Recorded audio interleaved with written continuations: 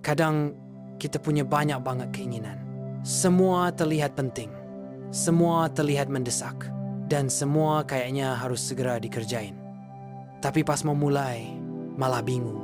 Mana dulu yang harus dikerjain? Mana yang lebih penting? Akhirnya, bukannya jalanin satu persatu, kita malah diem. Sibuk mikirin urutan, tapi lupa mulai langkah kecilnya. Rasanya kayak punya banyak pintu yang kebuka. Tapi kita cuma berdiri di tengah, bingung mau pilih yang mana. Makin lama dipikir, makin pusing. Kayak semua pilihan bisa bikin hidup lebih baik, tapi semua juga bikin ragu. Kadang keinginan itu datang barengan. Mau belajar, mau olahraga, mau bangun bisnis, semua numpuk di kepala. Kalau ditanya, kita sebenarnya tahu semuanya bagus. Tapi masalahnya, gak mungkin semua dijalanin sekaligus. Banyak orang akhirnya nyoba multitasking, tapi hasilnya malah setengah-setengah.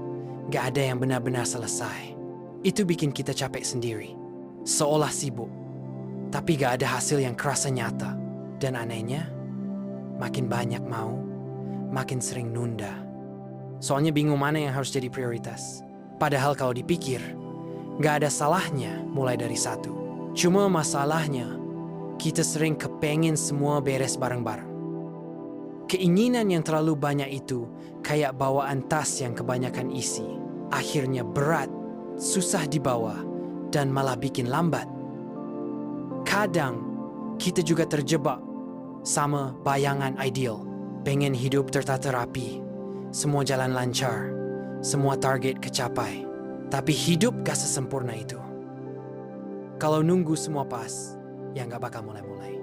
Punya banyak mau, itu manusiawi. Artinya kita punya semangat dan rasa penasaran. Tapi kalau gak bisa milih, semangat itu jadi beban. Bikin kita stuck di tempat, gak maju-maju. Cara paling sederhana adalah bikin prioritas. Pilih mana yang paling penting untuk saat ini. Bukan semuanya sekaligus. Tapi seringkali kita takut. Takut kalau salah pilih. Takut yang lain ketinggalan. Padahal lebih baik salah pilih dan belajar daripada nggak jalan sama sekali. Karena diam nggak bikin kita sampai kemana-mana. Bayangin kalau kita lagi di persimpangan jalan. Diam aja di tengah bikin kita nggak sampai ke tujuan. Sementara kalau milih salah arah, kita masih bisa putar balik. Masih ada kesempatan buat benerin jalan. Jadi, kuncinya bukan pilihannya harus sempurna, tapi berani ambil langkah meski masih ragu. Kalau semua terasa penting, tanyain ke diri sendiri, mana yang bikin paling tenang kalau udah kelar? Atau mana yang paling mendesak kalau ditunda malah bikin masalah lebih besar? Dari situ biasanya kita mulai nemuin urutannya. Jangan kebanyakan mikir, soalnya semakin dipikirin, semakin susah buat mulai. Kadang yang kita butuh cuma satu keputusan kecil.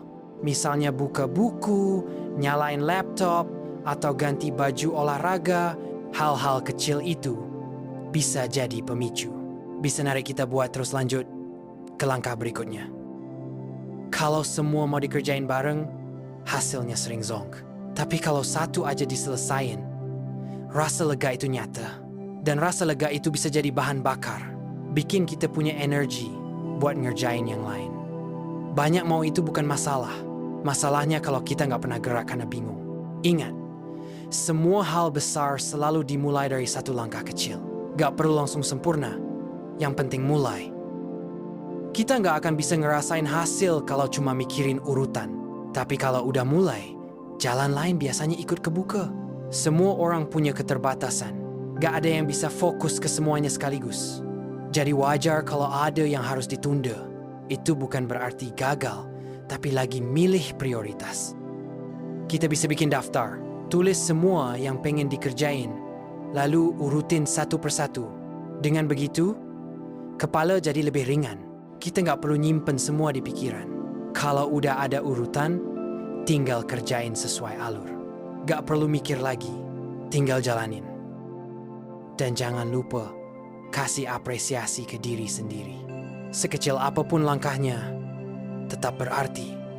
Kadang kita lupa bersyukur, karena sibuk mikirin yang belum, jadi nggak lihat yang udah tercapai. Padahal kalau dihitung, langkah kecil itu udah jadi progres besar. Kita cuma butuh lebih sabar buat melihat hasil akhirnya.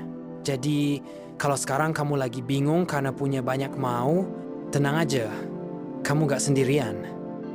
Yang penting, jangan biarin bingung itu bikin kamu berhenti. Lebih baik pilih satu dan jalanin sekarang.